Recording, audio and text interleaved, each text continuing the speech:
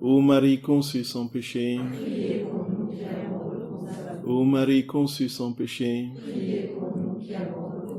ô Marie conçue sans péché, que par la miséricorde de Dieu, les âmes des fidèles trépassés reposent en paix. Amen. Au nom du Père et du Fils et du Saint-Esprit. Amen. Voilà, frères et sœurs bien-aimés, dont nous parlions tout à l'heure des différentes formes de souffrance de notre Seigneur, qui prend lui-même le soin de catégoriser pour les rendre accessibles à notre intelligence humaine. Et comme nous le savons, il n'y a pas succession d'actes en Dieu, il ne peut pas se morceler. Et donc, s'il prend le soin de nous faire comprendre les vérités de manière graduelle et progressive, c'est tout simplement parce que nous ne sommes pas capables de saisir la plénitude de ce qu'il est dans l'immédiateté. Et notre Seigneur, frères et sœurs bien-aimés, est un fin pédagogue.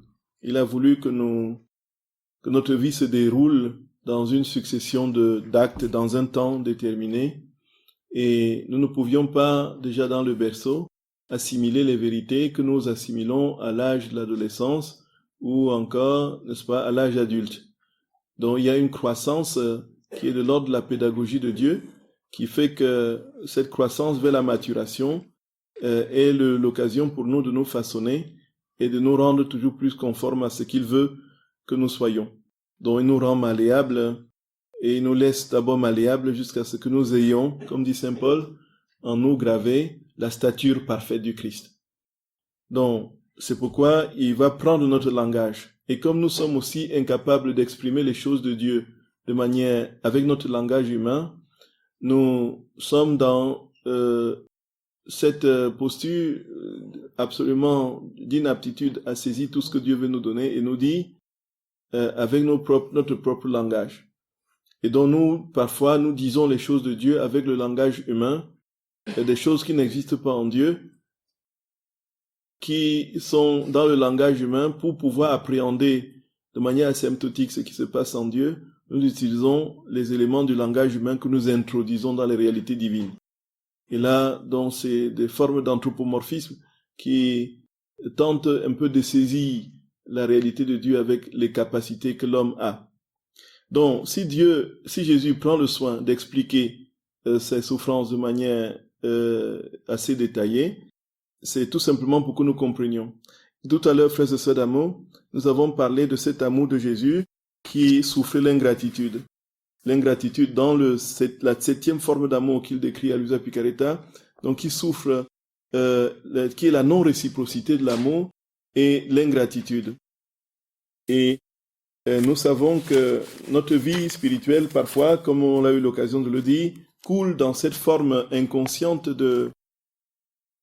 d'ingratitude, alors que nous sommes peut-être dans la satisfaction relative de faire des choses pour Dieu et de l'inviter à faire des choses pour nous.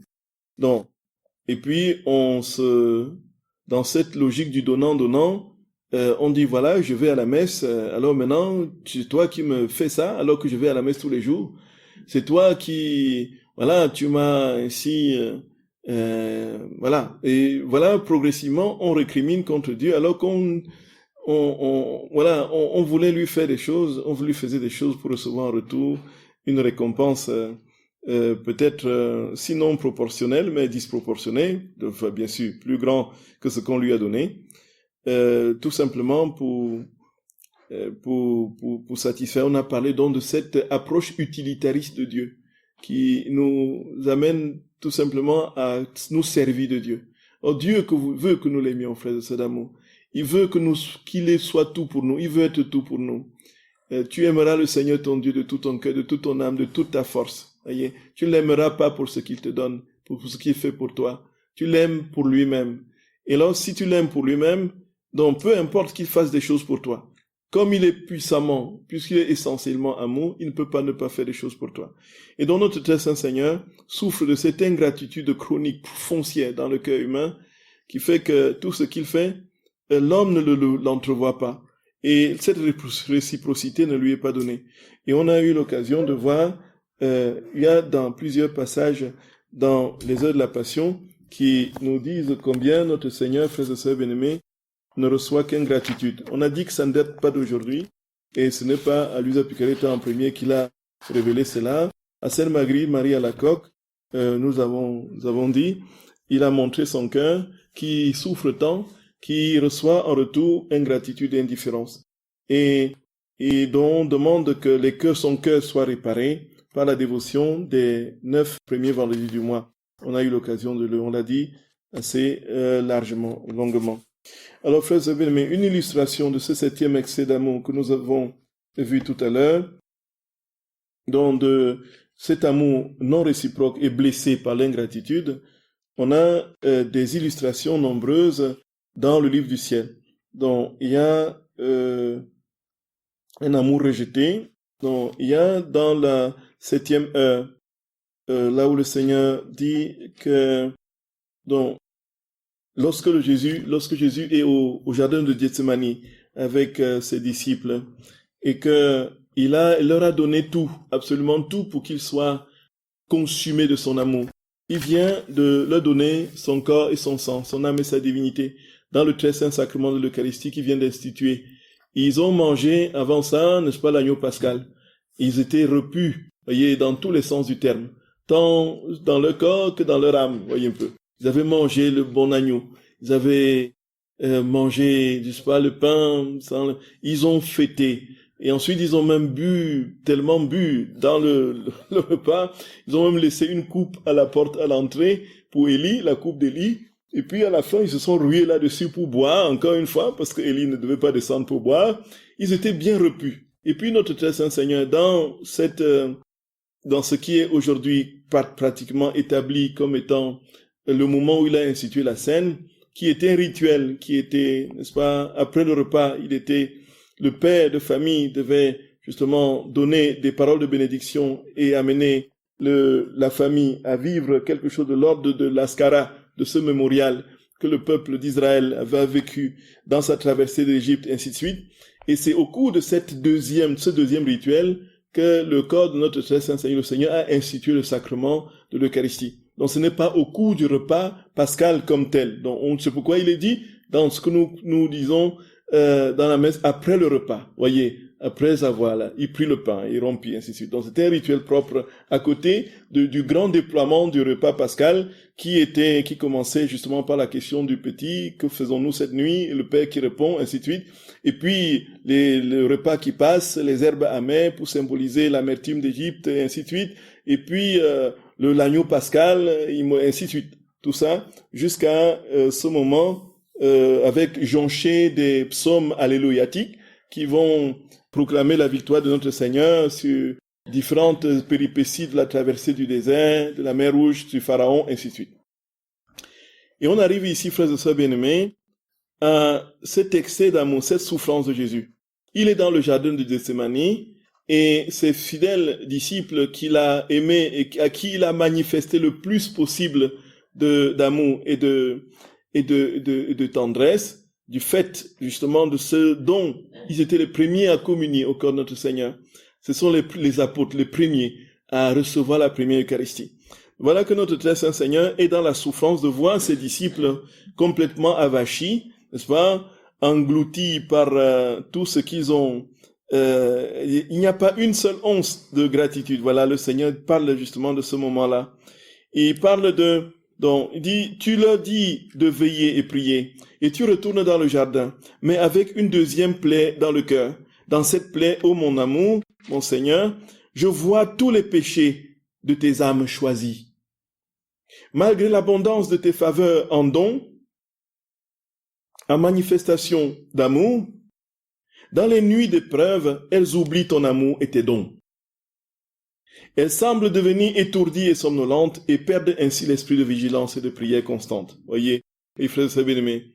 Donc, il est vrai, comme nous avons eu l'occasion de le dire, frères et sœurs bien-aimés, le ministère sacerdotal est particulièrement attaqué. Et on ne vous apprend rien de l'ampleur, justement, de cette attaque généralisée. dans de la postmodernité en général, qui ne comprend pas qui est des ministres, des êtres choisis en particulier, qui, dans leur être profond, de manière ontologique, sont configurés au Christ prêtre et qui sont seuls capables de performer les sacrements. Voici, non seulement ça, ce qui était déjà quelque chose qui grinçait des dents, voici que s'ajoute à cette difficulté, la postmodernité, de comprendre cette vérité, les nombreux scandales, justement, comme disait Benoît XVI, qui viennent comme des... Ce qui sort là quand il y a le volcan, là, comme le lave, oui, tout à fait, couvrir couvrir tout simplement le ministère. Et non, nous comprenons que l'ennemi de tout bien mène un combat intrépide contre le ministère aujourd'hui. Et frères et sœurs bien-aimés, nous avons pour nous, et vous qui êtes bénéficiaires justement des fruits du ministère sacerdotal, des fruits du ministère en général, la grâce nous est donnée de comprendre que plus que jamais, le Seigneur vaincra. Ça, c'est une certitude. Mais il vaincra en proportion et à la mesure de notre dévouement à voir cette Église debout. Et comment est-ce qu'elle sera debout? C'est lorsque il y aura, frères et sœurs bien-aimés, toujours des prêtres. Il n'y aura pas de vie d'Église sans le ministère ordonné. Il n'y en aura pas. Et on ne pourra pas remplacer, quoi qu'on dise et quoi qu'on fasse, quelles que soient les sirènes aujourd'hui qui ont leur générateur dans le monde du monde de la nuit en dessous de nous, qui veulent qu'il y ait une église sans ministère, frères et sœurs bien-aimés, il n'y aura pas d'église sans ministère. L'église, le Seigneur lui-même a institué le ministère ordonné, et cela se perpétuera jusqu'à la consommation des siècles. Donc, il faudrait que le Seigneur nous donne de comprendre vraiment l'urgence de la prière pour les prêtres, l'urgence de la prière pour le ministère sacerdotal en général, et pour tous ceux qui nous conduisent. Et ça, c'est quelque chose vraiment de récurrent. Notre très saint Seigneur, il dit, voici, qu'est-ce qui le fait le plus mal au cœur? Et si nous imaginons effectivement que les ministres ordonnés se retournent contre lui et travaillent nous voyons la peine et la souffrance du Seigneur. Et là, il parle de cette forme d'ingratitude. Et donc, nous, quand on arrive ici, frères et sœurs bien-aimés, toujours pour rester dans le chapitre et dans le registre des ministres ordonnés et de ceux que le Seigneur nous donne comme messagers de sa parole et des sacrements, passons rapidement donc à... Est-ce qu'on a lu le 7e excès? Non. On l'a lu. D'accord. Trouvons un autre exemple du 7e excès et puis passons au 8e. Quand le Seigneur parle justement des douleurs de sa passion dans le Saint-Sacrement de l'autel, il fait encore allusion à cet amour qui souffre ingratitude et qui est rejeté de 1000 manières. On le voit à l'institution de l'Eucharistie. Donc, et puis, il y a, frères et sœurs bien-aimés, quelque chose de particulièrement marquant pour rester toujours dans ce chapitre du ministère ordonné, quand on passe au 8e excès d'amour. Donc, et c'est là que nous comprenons vraiment ce qui est la posture d'un Dieu qui, de toute sa puissance, il quitte la perfection de son éternité, de sa toute puissance, pour se mettre à notre niveau et vivre dans notre fragilité ce que nous pouvons vivre tout simplement pour nous amener à lui, pour pouvoir vivre sa vie divine. Et alors, l'amour qui se lamente et sollicite et supplie. Jésus nous dit très clairement, et ça, on le voit déjà dans l'Écriture, notre très saint Seigneur, frères et sœurs bien-aimés, est celui dont il est question dans la parabole du Fils prodigue. Ce qui est convenu plutôt, comme disent les pères, d'appeler la parabole du Père prodigue. Tout simplement parce que la véritable figure saillante de cette parabole, ce n'est pas le pécheur qui dilapide, le fils qui dilapide ses biens et revient à son corps défendant en désespoir de cause parce qu'il ne peut plus se nourrir, même pas de la nourriture qui est réservée aux porcs. Il veut venir trouver quelque chose dans la maison du Père. Et voici, il veut venir manger. C'est son ventre qui le pousse à dit, oui, je me lèverai et j'irai vers mon Père. Je ne mérite plus même. Je veux quand même être un serviteur pour qu'il me donne à manger. Voilà, frères et sœurs bien-aimés. Alors, la véritable figure, c'est le Père, comme on le voit. Et donc, dans la perspective, justement, si on le place dans le contexte oriental, avec tout ce que ça comporte, on voit le Père, un vieillard en Orient, c'est comme en Afrique, c'est la bibliothèque, c'est le sage, c'est celui qui a emmagasiné et porté toutes les expériences possibles. Donc, contrairement à une mentalité occidentale récente qui veut que le vieux n'ait plus sa place dans le contexte justement de la jouissance et du clinquant, du jeune, du beau et du fort, on est dans l'Orient, dans l'inverse, tout comme en Afrique aujourd'hui. C'est le sage. D'ailleurs, il y a un Patéba, un grand savant malien, qui disait que un vieillard qui meurt, c'est une bibliothèque qui brûle. Voilà, tout à fait, exactement. Alors, c'est dans ce contexte que l'évangile dont la parabole du fils prodigue est contée. Voici que le vieillard est celui qui normalement a déjà vécu et à partir de ses expériences a acquis une sagesse certaine. Et il est respectable et respecté. Il a les biens, il a des enfants. Et bien plus encore, si on attribue à ce vieillard les catégories, et ce qui est le cas du fils prodigue, de la parabole, les catégories du bonheur dans l'Ancien Testament, c'est-à-dire que la possession de la terre, la possession des enfants, et dans la génération, et la longévité. Donc ce sont les 3 critères de bénédiction de Dieu dans l'Ancien Testament. Et voici que ce vieillard a tout cela.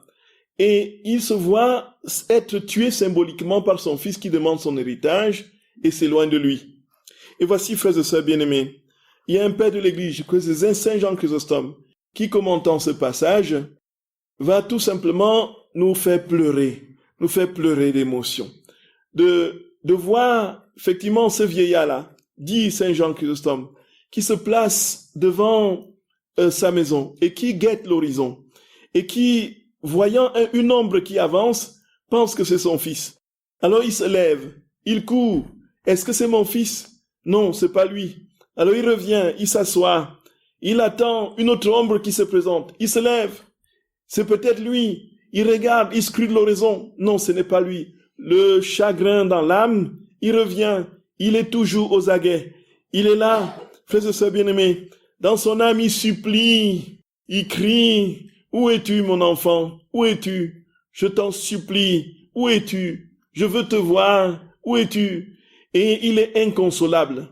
Et voici que le soleil se couche et il va dormir. Et le lendemain, il se repose comme ceux-là qui se mettent sur des points de... Comment ils les appellent encore? Ceux qui guettent là. Oui. Oui, tout à fait. Et puis qui attend à l'horizon? Peut-être c'est lui. Alors voici, frères et sœurs bien-aimés, notre Dieu. Voici notre Dieu. Le mendiant d'amour, le suppliant. Il est là continuellement. Et dans ce que nous lisons de ce que Jésus dit à Joseph Picaretta au moment du lavement des pieds, frères et sœurs bien-aimés, c'est tout simplement déchirant. Déchirant. Quand il arrive, il lave les pieds de ses disciples. Et ce qui est décrit ici, selon ce que Jésus présente Joseph Picaretta, il arrive à Judas, voyez, et il lave les pieds de Judas, voyez, il serre le pied de Judas contre son cœur, voyez, il aurait bien voulu, il prie dans son âme, mais veux-tu rester, mais Judas, qu'est-ce qu'il fait, frère de bien-aimé? Il n'entend pas, il supplie, l'amour qui supplie.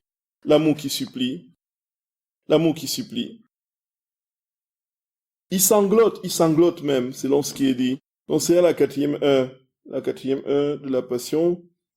Il dit, ô mon enfant, répond Jésus, c'est comme un pauvre mendiant, que je m'agenouille humblement devant eux pour demander leur âme. Je pleure et j'imagine des stratagèmes d'amour pour les attirer à moi. Avec cette eau mêlée à mes larmes, vous voyez, le Seigneur utilise notre langage, notre manière de comprendre combien il nous aime.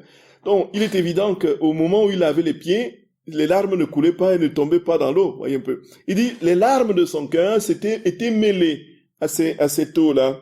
Il dit, je veux les purifier de toute imperfection et les préparer à me recevoir dans ce sacrement. Cet acte de purification est pour moi si important que je ne veux le confier ni à mes anges, ni à ma chère maman. Je veux moi-même purifier les âmes de mes apôtres pour qu'ils reçoivent le fruit du Saint-Sacrement. Je veux de cette manière réparer pour toutes les saintes œuvres et pour tous les sacrements administrés avec un esprit d'orgueil et d'indifférence au lieu d'un esprit d'amour. Ah, combien de bonnes œuvres m'atteignent, plus pour me déshonorer que m'honorer, plus pour me peiner que pour me plaire, plus pour me donner la mort que la vie. Ce sont les péchés qui m'attristent le plus. Oui, mon âme, mon enfant, parcours un par un les péchés intimes qui m'offensent. De plus, rends-moi satisfaction avec mes propres réparations et console mon cœur. Mais mon amour, je te vois déjà agenouillé aux pieds de Judas. Je t'entends respirer avec peine. Tu ne pleures pas, tu sanglotes. Tu sanglotes. Et tandis que tu laves ses pieds, tu les embrasses. Tu les presses contre ton cœur, incapable de parler. La voix étouffée par les pleurs, tu le regardes, les yeux gonflés de larmes. Avec ton cœur, tu lui dis, mon fils, je t'en supplie. Par les voix de mes larmes, ne va pas en enfer. Donne-moi ton âme. Prosterné à tes pieds, je t'implore. Dis-moi ce que tu veux. Que veux-tu de moi? Je donnerai tout, je te donnerai tout. Tout pourvu que tu ne te perdes pas. Pourvu que tu ne te condamnes pas. Je suis ton Dieu, épargne-moi cette souffrance. Voyez, frères et sœurs bien-aimés, nous ne pouvons pas imaginer que notre très saint Seigneur, dans sa béatitude, voyez, il dit, moi, de toutes les façons, j'ai réalisé ce qui a été réalisé. Dans sa prière sacerdotale, j'ai accompli tout. Maintenant, celui qui veut se perdre, tant pis pour lui, qui se perde. Que Jésus ait une attitude comme ça vis-à-vis de ceux qui se perdent, c'est tout simplement incompréhensible. Pour un Dieu qui n'est qu'amour, dont l'amour est l'essence. Il n'est rien d'autre qu'amour, il ne peut rien faire d'autre que de se déposséder de lui-même. Il ne peut pas vivre autrement que d'aimer et de se donner. Et nous ne pouvons pas imaginer un Dieu indifférent devant le tourment de Judas. Maintenant, ce que tu as fait, fais-le. Comment on peut le représenter de manière caricaturale dans les pièces de théâtre? Ah oui, viens là, fais ce que tu as fait. Et voilà, il le fait, et là la nuit tomba sur lui. Satan entra en lui. Et Jésus dit, bon, tant pis pour lui, c'est fini. C'est plus mon problème. Il est perdu. On ne peut pas l'imaginer comme ça. Vous êtes d'accord, frères et sœurs bien-aimés? Vous êtes d'accord? On ne peut pas imaginer notre Dieu comme ça, indifférent. Judas, c'est lui qui l'a choisi. Il l'a choisi après avoir passé la nuit en prière. Il a passé la nuit à prier, il descend de la montagne, il choisit ses disciples. Il a choisi Judas. Pensez-vous qu'il choisissait Judas pour qu'il y ait parmi ses apôtres un traître qui le fasse mourir? Il faut quand même que je meure, hein? Mais il faut quand même quelqu'un là. On va trouver celui qui va me faire mourir. Ça, ce sera celui-là. Viens, mets-toi dans le groupe pour accomplir le dessein pour lequel je suis venu sur la terre, donc mourir. Non, Jésus n'avait pas un cœur de pierre indifférent au sort de Judas. Jésus a prié pour Judas, comme il a prié pour Pierre.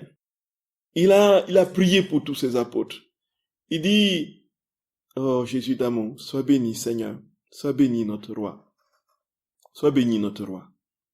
Il a supplié. Et selon ce que nous comprenons, puisque ici, dans la vision que Luisa a, alors le Seigneur lui donne la perfection, puisque ici, dans les heures de la Passion, le Seigneur lui donne de comprendre ce qu'il a vécu, tant à l'intérieur qu'à l'extérieur. Ce que nous lisons dans les évangiles et que nous pouvons mettre en pièce de théâtre à notre manière, c'est les actes extérieurs. Mais l'âme de Jésus, la profondeur de l'âme de Jésus, nous ne le voyons pas puisque ce n'est pas décrit. L'évangéliste n'est pas rentré dans l'âme de Jésus pour vivre ce que Jésus vivait au moment où il posait un acte. Son acte, cet acte-là. Mais ici, dans le lavement de pieds, on ne veut pas simplement voir quelqu'un comme on voit, n'est-ce pas, de manière rituelle aujourd'hui, les prêtres qui, le jeudi saint, lavent les pieds pour, voilà, dit maintenant le Seigneur, le serviteur, c'est moi, et vous êtes les maîtres que je sers, je suis humble devant vous, ainsi de suite. Parfois même, cet acte d'humilité dans le rituel est transformé en acte d'orgueil. Et perverti dans l'orgueil. Pourquoi? Parce que, vous voyez, moi quand même, qui suis prêtre, c'est moi qui me suis agenouillé devant toi, voyez un peu. Et puis on va le rappeler. Voyez, on tire une fierté d'un acte rituel, là où Jésus, au tréfonds de son âme, quand il posait cet acte-là, était dans une véritable supplique intérieure, où il pleurait, où il gémissait, où il demandait à son Père que cette âme ne se perde pas. Il dit, c'est les pieds de Judas contre son cœur. Il dit, s'il te plaît, mon enfant, ne te perds pas, ne t'égare pas, ne te condamne pas. S'il te plaît, si tu pouvais. Donc, en fait, cela veut dire quoi très concrètement? Ça veut dire que Jésus a tenté jusqu'à la dernière minute, jusqu'à la fin, de rattraper Judas. Nous sommes d'accord, frères et sœurs bien-aimés.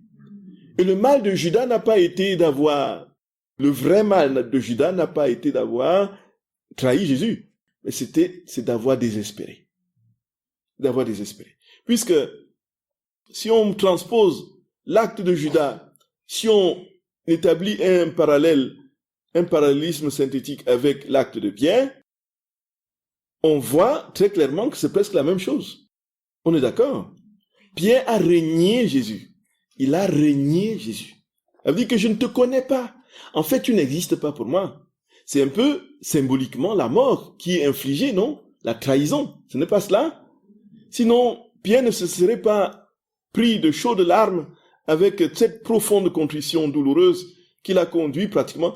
La différence entre Judas et Pierre, c'est que Pierre, lui, il a pleuré à chaudes larmes et Jésus dit très clairement que j'ai prié pour toi, n'est-ce pas, j'ai prié pour toi. Et puis il appelle Pierre Satan, voyez, arrière Satan, voyez, arrière Satan. Donc, en fait, tous les apôtres étaient saisis par les mêmes tentations, soit de gloire, soit d'un messianisme temporel, avec ses conséquences sur une situation sociale plus aisée, lorsque Dieu établirait son règne, Jésus établirait son règne, ainsi de suite. Mais tous ont eu quelque part, tous l'ont fui. Il y a eu seul Jean qui est resté au pied de la croix. Et même là, apparemment, c'est la Sainte Mère qui le rattrapait, voyez. Ce qui est sûr, frères et sœurs bien-aimés, c'est qu'aucun disciple n'a mérité, aucun apôtre de Jésus n'a mérité quoi que ce soit. Ils ont été tous poltrons, certains des traîtres, d'autres ont carrément régné. C'est celui-là d'ailleurs qui a régné que Jésus s'est choisi comme chef de l'Église. Et ceci dit tout, d'une part, de l'infinie tendresse et mansuétude de notre Seigneur, et de l'autre, de cette souffrance extrême de supplication que Jésus vit, frères et sœurs, il supplie. Nous imaginons un père de famille qui veut donner des cadeaux à ses enfants, qui lui refuse ces cadeaux. Et le père qui court après eux. Où es-tu, mon enfant? Tiens ce cadeau, je t'en supplie. Non, il fuit et le père sort et commence à courir. Je veux te rendre heureux. Je veux te rendre heureux. Je t'en supplie, sois heureux. Reviens vers moi et sois heureux. Voilà l'amour suppliant, la souffrance suppliante du Seigneur. De son amour suppliant. Voyez ça, frères et sœurs bien-aimés.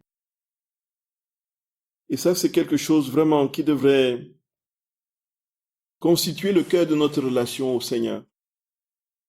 Qu'est-ce que je fais pour Dieu? Qu'est-ce que je fais pour Dieu? C'est pas ce quel célèbre homme politique qui avait dit, ne posez pas la question, c'est un célèbre homme politique américain qui avait prononcé une phrase qui a été répétée par tous les chefs d'État dans le monde, les dictateurs, oui, ne posez pas, Kennedy, tout à fait. Ne demandez pas ce que le pays fait pour vous, mais posez plutôt la question, qu'est-ce que vous avez fait pour votre pays? Voyez un peu. Alors là, maintenant les chefs d'État les dictateurs du monde ont pris voyez, vous dites que je ne fais rien pour vous, mais posez-vous plutôt la question, qu'est-ce que vous avez fait pour le pays, et non pas ce que j'ai fait pour vous. Voyez. Mais ici, frères et sœurs bien-aimés, on est ici dans une révolution copernicienne, spirituelle. On ne se pose plus la question, qu'est-ce que Dieu fait pour moi? Parce que de toutes les façons, il fait tout pour moi. On est d'accord? Il m'a donné la vie, il me donne la vie, le mouvement et l'être.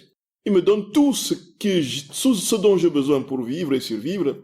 Il me donne son amour, il me donne son fils, il me donne tout, absolument tout. Maintenant, nous pouvons nous poser légitimement la question, qu'est-ce que je donne en retour à Dieu? En retour de cet amour qu'il me manifeste. Et c'est alors que on comprend, frère et sœurs bien-aimés, plus facilement encore ces vérités, lorsque on comprend ce que notre Seigneur dit dans sa divine volonté. En fait, lui donner ce que nous pouvons lui donner ne pourra plus jamais le satisfaire. Déjà parce qu'il n'a pas besoin de nous pour être ce qu'il est. Mais comme il y a dans l'amour réciprocité, il n'y a pas d'amour sans réciprocité. On le dit, on le répète, on le martèle. Il faut donc qu'il y ait le retour d'amour parfait de cet amour qui nous manifeste. Et comment est-ce qu'un humain pourra lui donner le retour parfait d'amour? Impossible. Il faut donc se revêtir de lui-même pour lui donner sa propre vie, pour lui redonner sa propre vie. Voyez, c'est l'amour, l'offrande d'amour de Sainte Thérèse, l'enfant Jésus. Ce magnifique texte qu'elle a écrit, au soir de cette vie, je paraîtrai devant toi les mains vides, Seigneur, car tu ne nous demandes pas de compter mes œuvres. Toutes nos œuvres ont des tâches à tes yeux. Voilà. C'est pourquoi je veux me revêtir de ton propre amour. Voilà, c'est ça en fait. On se revêt de Dieu. Voilà. Gloria. Gloria. Oh là là, c'est fou, c'est fou, c'est fou. Jésus dit, Jean, au chapitre 15 du verset 5, « Sans moi, vous ne pouvez rien faire. Sans moi, vous ne pouvez rien faire. » Donc, nous ne pouvons rien faire sans Dieu. Si Dieu ne nous habite pas, si Dieu n'est pas en nous, nous ne pouvons rien faire. Ça, c'est une certitude. Et c'est mathématique. Et alors, frères et sœurs bien-aimés, Jésus dit dans cette 8e souffrance, voyons bien, nous pouvons tout lire avec les lunettes, justement, avec les lunettes, justement, de cette catégorisation des souffrances de Jésus. Mon enfant, ne me laisse pas seul. Continue de reposer ta tête sur la poitrine de ma mère, et tu entendras mes gémissements et mes supplications. Tu verras que si ni mes gémissements, ni mes supplications n'amènent les créatures ingrates à ressentir de la pitié pour mon amour bafoué. Ainsi tu me verras encore bébé, tendre la main comme le plus pauvre des mendiants et demander la pitié et un peu de charité pour les âmes. J'espère de cette façon attirer les cœurs gelés par l'égoïsme. Mon enfant, mon amour veut gagner le cœur de l'homme à tout prix. Aussi, j'ai décidé que si après le 7e excès de mon amour, ils font encore la sourde oreille en se montrant désintéressés de moi et de mes biens, alors je vais aller plus loin. Donc, mon amour aurait dû s'arrêter après tant d'ingratitude. Mais non, il veut dépasser ses limites et faire qu'à partir des entrailles de ma mère, ma voix suppliante atteigne chaque cœur. Pour toucher les fibres du cœur humain, j'utilise les méthodes les plus expressives, les mots les plus doux et les plus efficaces, ainsi que les prières les plus émouvantes. Je leur dis, mes enfants, donnez-moi vos cœurs, qui sont miens. En échange, je vous donnerai tout ce que vous voudrez, y compris moi-même, au contact de mon cœur. Je réchaufferai vos cœurs, je les ferai éclater dans les flammes de mon amour, et je détruirai en eux ce qui n'est pas du paradis. Sachez que mon but en quittant le paradis pour m'incarner dans le sein de ma maman était que vous puissiez entrer dans le sein de mon Père éternel. Oh, ne trompez pas mes espérances. Voilà, notre vocation, c'est celle-là, frères et sœurs bien-aimés. Et les pères orientaux l'ont dit et martelé. Dieu, les pères de l'Église l'ont martelé. Nous sommes, Dieu s'est fait homme pour que l'homme devienne Dieu. Dieu s'est fait homme pour que l'homme devienne Dieu. Et voici, frères et sœurs d'amour, que c'est la vocation ultime qui est la nôtre, la vocation à la sainteté. Le Seigneur dit très clairement, soyez parfaits, soyez saints comme votre Père céleste est saint. Soyez parfaits comme votre Père céleste est parfait. Alors, qui peut, dans l'ordre ordinaire d'un effort déployé avec la volonté humaine, réaliser la perfection divine? Personne. Il faut que le Seigneur place la barre très haut. Il dit, soyez parfaits comme votre Père céleste est parfait. Donc, tu dois vivre de la vie de Dieu. Tu dois être parfait de la perfection de Dieu. Tu dois être saint de la sainteté de Dieu.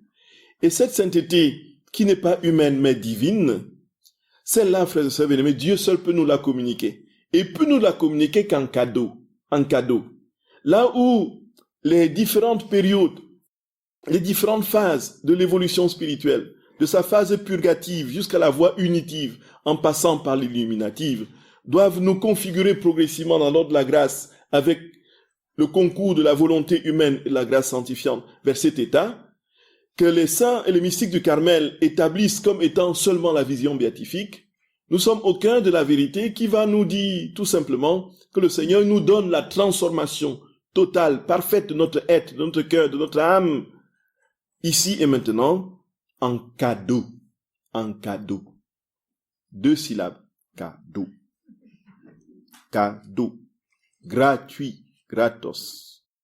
Tu n'as rien à payer. Point final. À la seule condition que tu ouvres ton cœur, que tu fuis le monde, que tu fuis le péché, que tu te détaches de tout ce qui n'est pas moi, et que tu désires véritablement être uni à moi. Et je viens en toi, et un jour tu pourras t'exclamer comme Paul, ce n'est plus moi qui vis, c'est le Christ qui vit en moi. Voyez, frères et sœurs bien-aimés, donc pouvons-nous penser que Dieu nous crée pour la misère dans laquelle nous sommes aujourd'hui, complètement délabrés par le péché? Pensons-nous que Dieu nous crée pour nous voir vautrer dans nos inconstances et tourner en rond continuellement jusqu'au jour de notre mort où nous poussons un regard, nous levons les yeux pour le contempler, qui vient nous chercher et nous mettre au purgatoire pour quelques années, pour quelques décennies? Si vous vivez votre vie chrétienne avec l'ambition d'aller au purgatoire, bon courage. Voyez? Si nous vivons notre vie chrétienne parce qu'on se dit, de toutes les façons, c'est terminé, je pourrai jamais sortir de ce mal, de ce péché. Non, ça va, voilà. On dit comme Saint Augustin, Seigneur, libère-moi de l'impureté, mais attends encore un peu, voyez. Patiente encore. Je dis non, on est bon là, on est bien là. Mais à la fin, Saint Augustin s'était libéré, hein. Il était libre vers la fin. Et il dit dans les confessions, son cheminement. Et quand il écrit les confessions, il est encore sous l'emprise de la chair. L'impureté était son péché grave, c'était ça, son truc, quoi. Sa maman avait tellement prié pour ça, tellement prié. Il a eu un enfant à Déoda. Et puis, il s'est perdu chez les Manichéens. Il a il fait les 400 coups. Mais le péché là est resté. Quand il s'est converti, ce péché est resté. Et quand il prie le Seigneur, il dit vraiment, il avait trouvé Dieu, puisqu'il dit que je te cherchais en dehors, mais tu étais au-dedans. Donc, permets-moi de te trouver, permets-moi de te chercher, toi qui m'as permis de te trouver ainsi. Il était déjà dans la communion avec Dieu. Et puis, il fait cette prière, tranquille. Il dit, Seigneur, voyez, mais libère-moi de cette impureté, mais patiente encore un peu. Mais nous n'allons pas terminer notre vie, frères et sœurs bien-aimés, à vautrer, à ramper spirituellement, à mordre la poussière, comme, comme les vers de terre. Non. Le Seigneur nous a créés pour lui. Tu nous as fait pour toi, Seigneur, dit Saint Augustin. Notre cœur est sans repos tant qu'il ne se repose en toi. Nous a fait pour toi. Et Saint Ignace d'Antioche, quand il va vers son martyre, et laissez-moi, lorsqu'il écrit aux églises, pour les dissuader de faire quoi que ce soit pour sa libération, il dit, pardonnez-moi frère, et laissez-moi recevoir la pure lumière, car une source murmure en mon cœur vient vers le Père. Voyez, ne laissez pas, laissez-moi, je serai, n'est-ce pas, comme ce froment sous la dent des fauves. Voyez, il veut être moulu dans la dent des fauves, n'est-ce pas, comme le pain moulu comme la graine moulue pour le salut du monde. Une source murmure en mon cœur vient vers le Père. Nous sommes faits pour Dieu, frères et sœurs bien-aimés. Nous ne sommes pas faits pour passer 15 ans, 20 ans au purgatoire et puis demander des indulgences. demander qu'on prie pour nous. Voyez qu'on fasse des messes pour nous. Il faudrait que lorsque nous quittions cette terre, plac, direct dans le cœur de Dieu. C'est pas votre ambition? Ah, moi, je voudrais pas passer 5 secondes loin de lui. Hein. Moi, je quitte ce monde. Ah, mon Dieu! J'ai passé toute ma vie à essayer de te voir, et puis le moment vient, tu me dis, non, va encore là dans l'ombre là, et puis cache-toi, le temps, encore un temps. Non, non, je veux te voir, je veux te voir.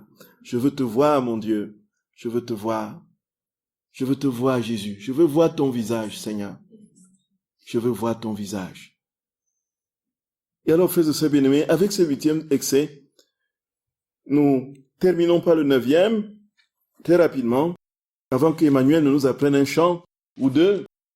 Et puis, on va, voilà, l'état d'agonie et de mort.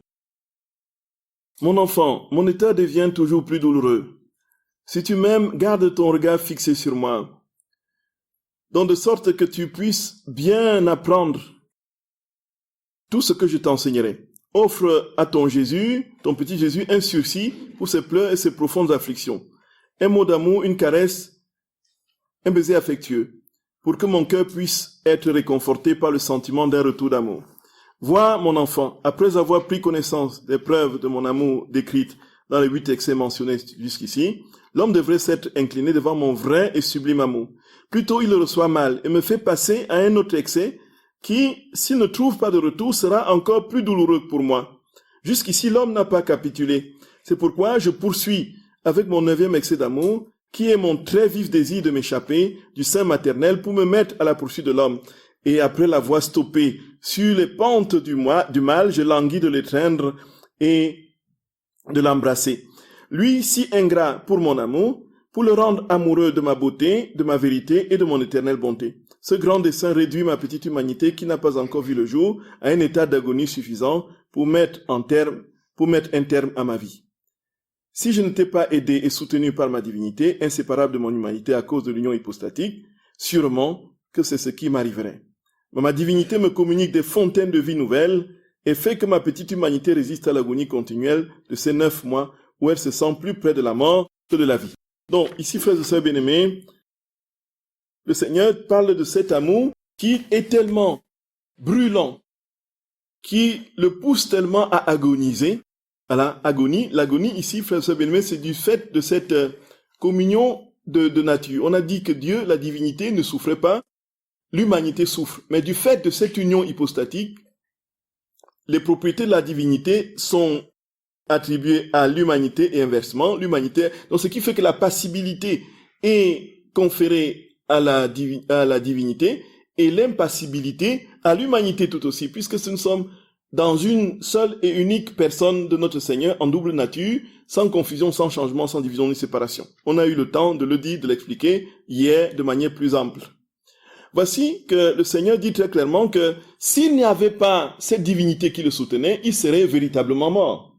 Et effectivement, quand on voit tous les coups que notre très saint Seigneur a reçus, on peut se poser la question, pourquoi n'est-il pas mort déjà à la flagellation?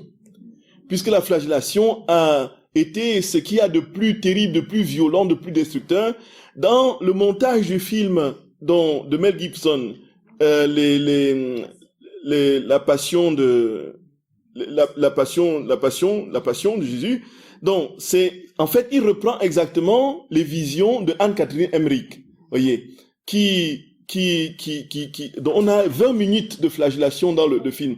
Et de la manière aussi précise que décrite dans les visions de Anne-Catherine Emmerich. Et on peut se poser la question, pourquoi Jésus n'est-il pas mort en ce moment? Pourquoi n'a-t-il pas rendu l'âme? Et c'est ici, frères et sœurs bien-aimés, qu'on comprend que, avec tous les coups qu'il a reçus, tout ce qu'il a complètement dénaturé sur le plan humain, s'il a pu tenir, c'est grâce à sa divinité. Et voici que nous sommes au cœur de quelque chose, frères et sœurs bien-aimés, qui va nous conduire dès demain à la compréhension de ce qu'est la souffrance en Dieu et avec Dieu, la divine volonté. Voyez un peu ça. Comment est-ce que nous pouvons souffrir quand nous sommes dans ce principe de base qui veut que dans la divine volonté, Jésus vienne tout faire en nous, que Jésus vienne parler en nous, on l'invite à venir tout faire en nous. Comment peut-il venir souffrir en nous? Comment est-ce que nous pourrons appréhender notre souffrance en fonction de cette vérité, de la présence de Jésus en nous? C'est ce que, frères et sœurs d'amour, nous allons voir à partir de demain. Je vous salue Marie, pleine de grâce. Le Seigneur est avec vous. Vous êtes bénie entre toutes les femmes, et Jésus, le fruit de vos entrailles, est béni. Sainte Marie, Mère de Dieu, priez pour nous pauvres pécheurs, maintenant et à l'heure de notre mort. Amen. Au nom du Père et du Fils et du Saint-Esprit. Amen.